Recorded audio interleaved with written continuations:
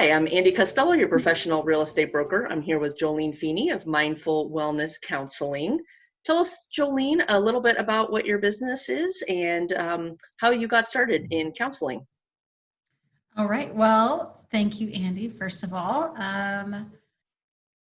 So Mindful Wellness Counseling is essentially my private practice. I'm a licensed mental health therapist for the state of Washington. I also hold a certification in Washington to do substance use treatment. So I also can work with people with addictions. So primarily, the work that I do in Mindful Wellness Counseling is working with adults, primarily women, but men and women who struggle with chronic stress, chronic anxiety. That kind of trickles into lots of other things, but that's kind of, people can kind of connect to that chronic feeling of overwhelm and stressed out and anxiety. So that is what we do, or I do. I am not a we, I am an I. But how I got started was essentially, the long and the short is I've done a lot of agency work. In fact, when I first graduated my undergrad, I started working at a secure residential treatment center for teenage girls in Portland.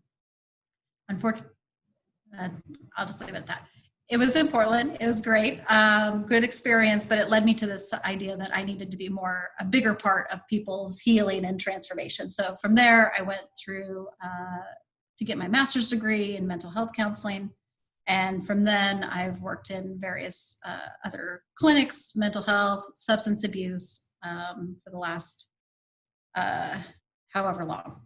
But I always knew I was going to be in private practice because I think I just am wired that way. I think I just have to be, I don't know if it's doing things my way. I don't know what that is, but I just always knew I'd be on my own. So it took a while for me to feel confident enough and prepared enough to make that leap. But in 2016, I decided that was the time. So I started doing part-time.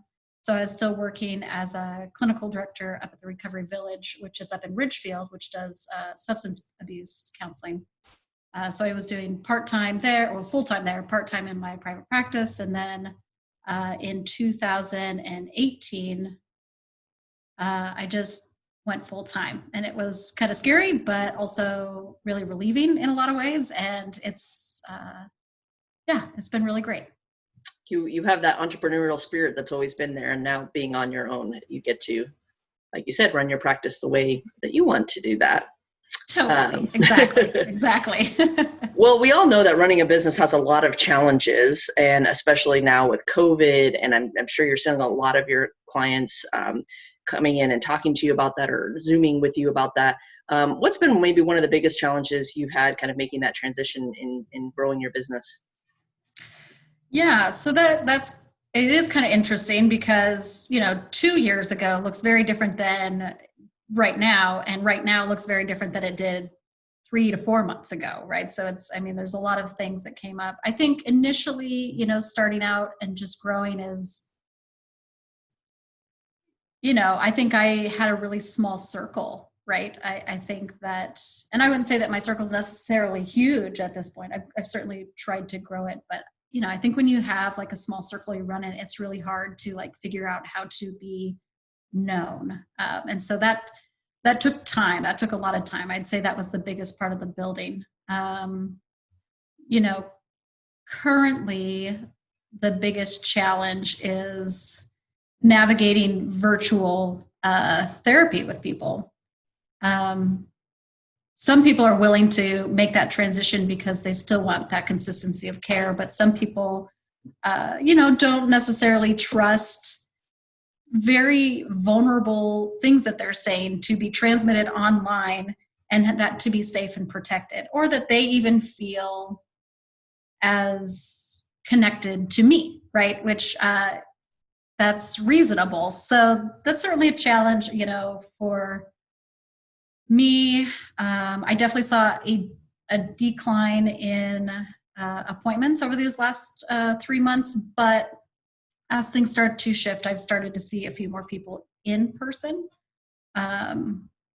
and some people are kind of trickling back in because that's okay. And so that's, it just is what it is. Right. Really, Right. yeah.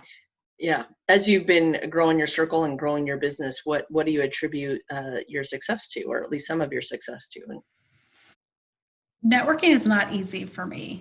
I think that it's certainly not a natural skill. And sometimes I just go into these things not knowing what I'm supposed to be doing. So, I probably miss the mark a ton of times when I'm going out and meeting. I think that, I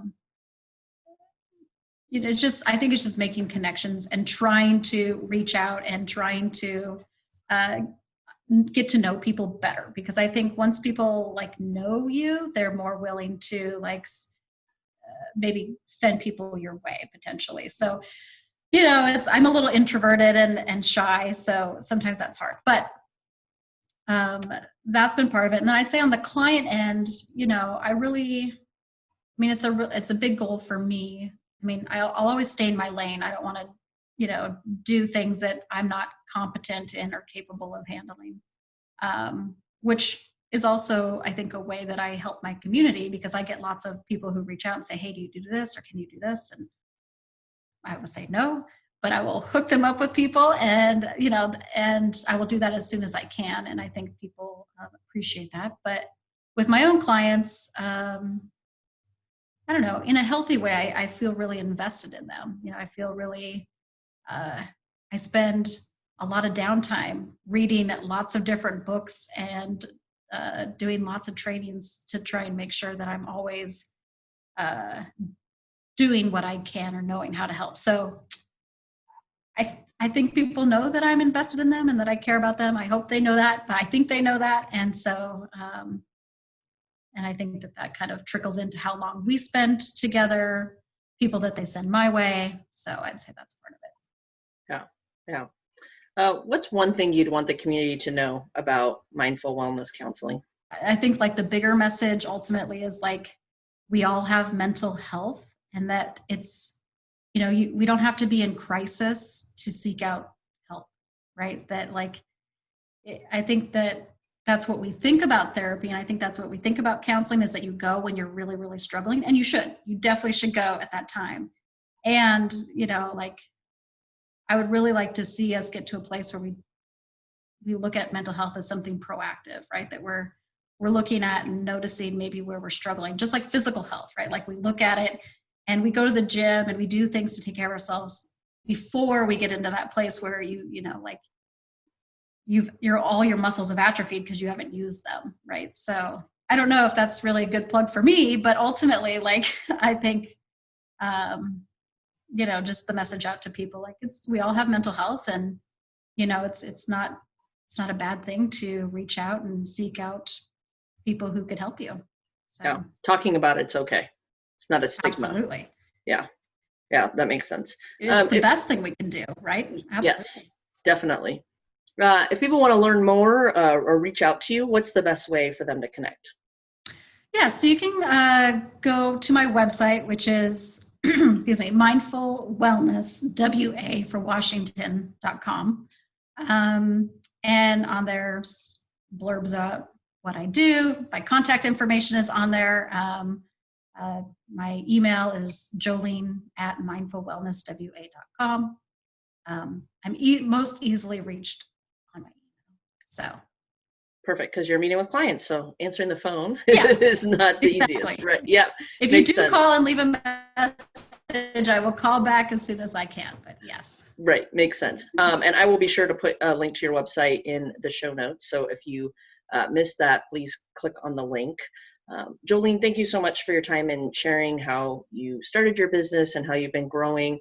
I think especially now more than ever is an important time to talk about mental health and, maybe what people are going through now that we've had maybe a little bit more quiet time in our lives than as adults most of us have ever had before.